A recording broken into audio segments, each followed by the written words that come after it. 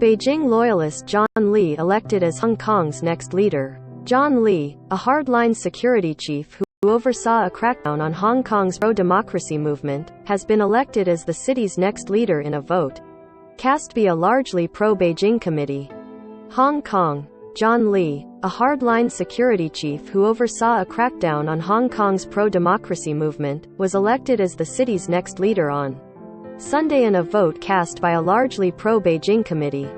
Lee was the only candidate and won with over 99% of the vote, in which nearly all 1,500 committee members were carefully vetted by the central government in.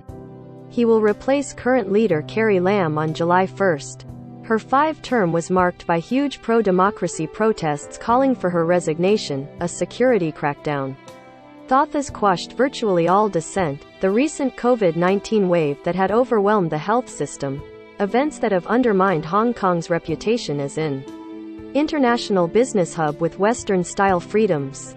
I look forward to all of us starting a new chapter together, building a Hong Kong that is caring, open and vibrant, and a Hong Kong that is full of opportunities and harmony, Lee said in his victory speech. Lam congratulated Lee in a statement and said she would submit the election results to Beijing. The election followed major changes to Hong Kong's electoral laws last year to ensure that only patriots loyal to Beijing can hold office. The legislature was also organized to all but eliminate opposition voices. The elaborate arrangements surrounding the predetermined outcome speak to Beijing's desire for a veneer of democracy. The committee members voted in a secret ballot, and Lee's 1,416 votes were the highest support ever for the city's top leadership position. Without opposition, Lee would likely have easier time governing Hong Kong compared to Lam, said Ivan Choi, a senior lecturer at the Chinese University of Hong Kong's Department of Government and Public Administration. A major reason for easier governance is that the electoral system has changed, he said. In the legislature and the election committee, there is almost no political opposition, and the political spectrum is concentrated towards the pro-establishment camp.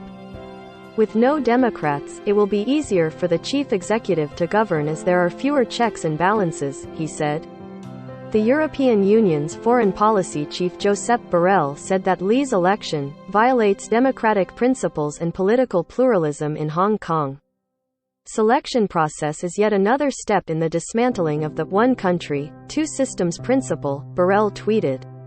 The Chinese government's liaison office in Hong Kong congratulated Lee and said the election was conducted in a fair, just and orderly manner in accordance with laws and regulations. Mainland China's Hong Kong and Macau Affairs Office of the State Council said in its congratulatory note that the successful election proved that the city's new electoral system is good, and in line with the one country, two systems framework that Hong Kong is governed by. Critics say freedom of speech and assembly that Hong Kong was promised to keep for 50 years when it was handed over by Britain to China in 1997 has vanished as Beijing exerts greater control over the territory. On Sunday morning, 3 members of the League of Social Democrats, a local activist group, protested the election by attempting to march toward the election venue while displaying a banner demanding universal suffrage that would allow Hong Kongers to vote both for the legislature and the chief executive. Human rights over power, the people are greater than the country, the banner read. One person, one vote for the chief executive. Immediately implement dual universal suffrage. One protester was handing out flyers before police arrived and cordoned them off. Police also searched the protesters' belongings and took down their personal details, though they made no immediate arrests.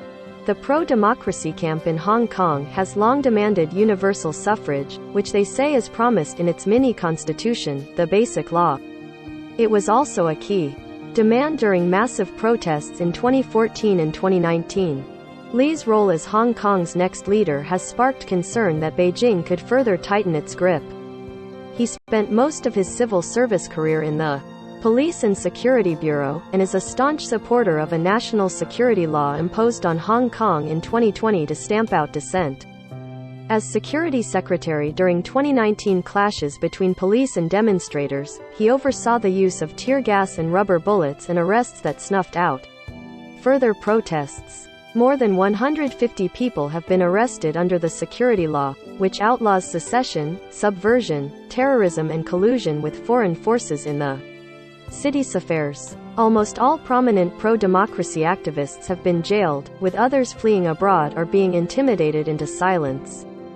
Thousands of residents have left the city of 7.4 million people amid the 2019 protests and subsequent harsh pandemic restrictions, including many professionals in his election campaign in the weeks leading up to Sunday's polls, Lee pledged to enact long-shelved local legislation to protect against security threats and vowed to increase housing supply in the world's most expensive real estate market. He also said he would improve the city's competitiveness and set a firm foundation for Hong Kong's development,